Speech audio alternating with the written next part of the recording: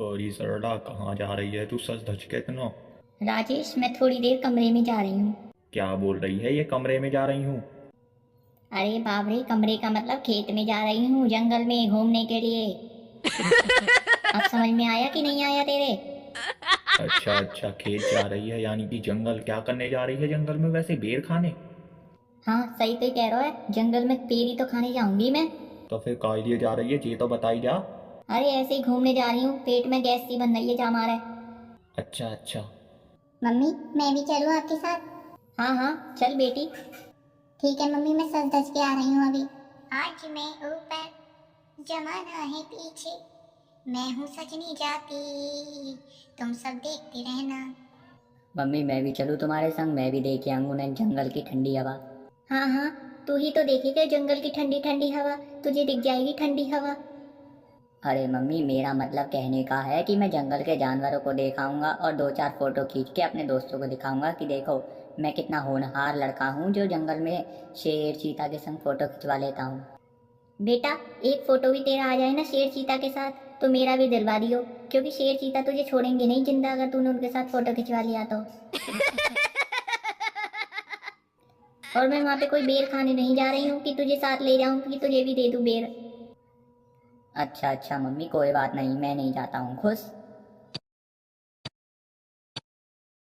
वैसे तुम जंगल जा रही हो इतना दूर, यहीं बगीचे में नहीं टहल सकती हो? अरे पापा, हम ज्यादा दूर नहीं जाएंगे, वहीं सामने वाली पहाड़ी के पास तक ही जाएंगे, थोड़ा सुकून मिलेगा वहाँ पे।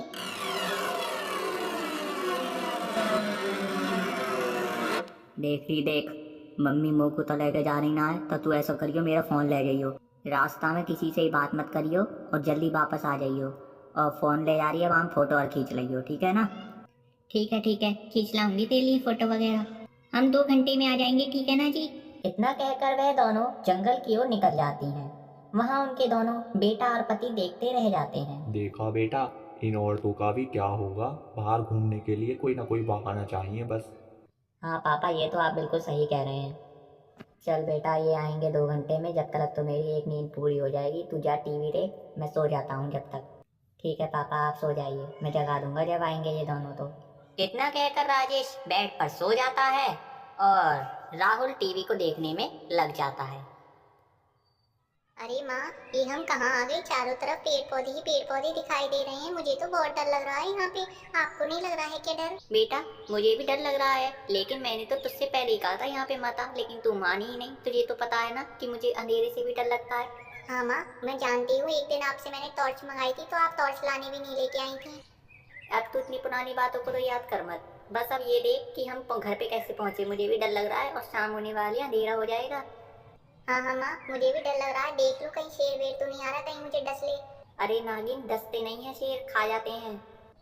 हाँ हाँ माँ, मुझे पता है, वो तो मैं डर के मारे भूल गई थी। ठीक है अब ज्यादा ओवर स्मार्ट मत बन।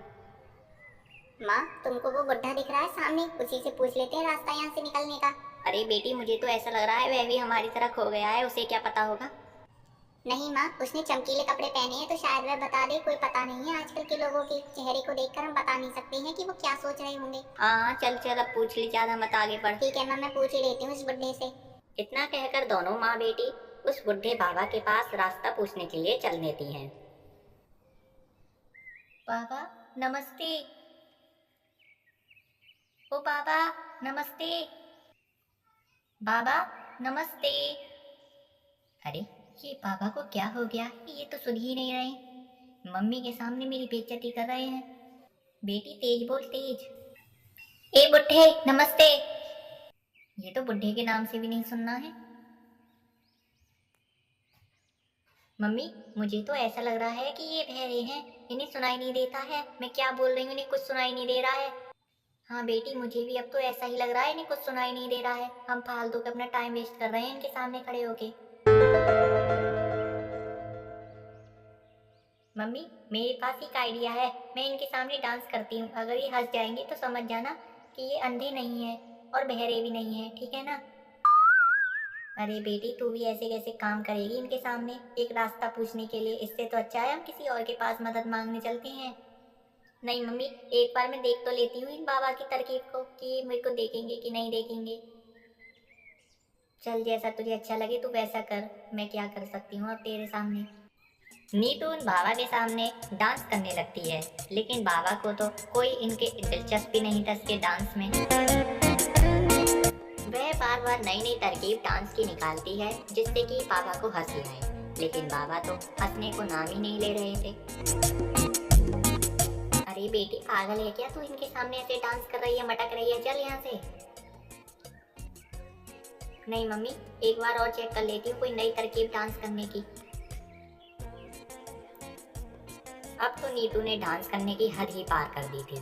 वह उसे हंसाने के लिए क्या क्या तरकीब को सोच रही थी वह ही जाने।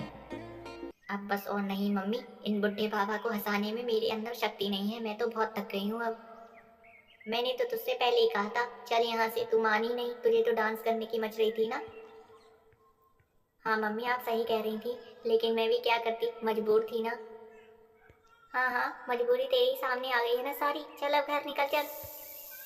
ठीक है मम्मी चलते हैं। बेटी जरा अपने पीछे देख, वो पापा कहाँ गए, यहाँ से गायब हो गए हैं। क्या मम्मी यहीं पे तो थे अभी, कहाँ गए। बेटी मुझे नहीं पता, लगता है वो कोई भूत भूत थे, हमें यहाँ से चलना चाहिए, सही नहीं है यहाँ पे रुकना अब हमें। हाँ माँ जल्दी चलिए। नीतू और सरला अब तेज गति से अपने घर की ओर निकलने लगती हैं, क्योंकि अब उन्हें डर लग रहा था। यदि मैं इन दोनों महिलाओं की सहायता कर देता रास्ता बताने में, तो यह दोनों अपने घर चली जाती। लेकिन यदि मेरे अलावा कोई और यहाँ पर बैठा होता और वह इन्हें गलत तरीका बताता घर जाने के लिए, तो वह गलत था।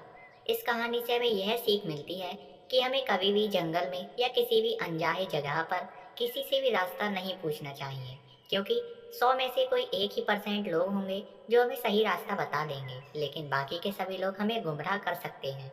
और आपको पता ही होगा जंगल में आजकल कितनी बुरी आत्माएं तथा बुरी शक्तियां निवास करती हैं। तो आपको वीडियो कैसी लगी कमेंट सेक्शन में ज़रूर बताइएगा। वीडियो अच्छी लगी हो तो वीडियो को लाइक कीजिएगा, चैनल पर नए हैं तो चैनल को सब्सक्राइब कीजिएगा। मिलते हैं अगली वीडियो में, तब तक के लिए जय हिंद जय भारत।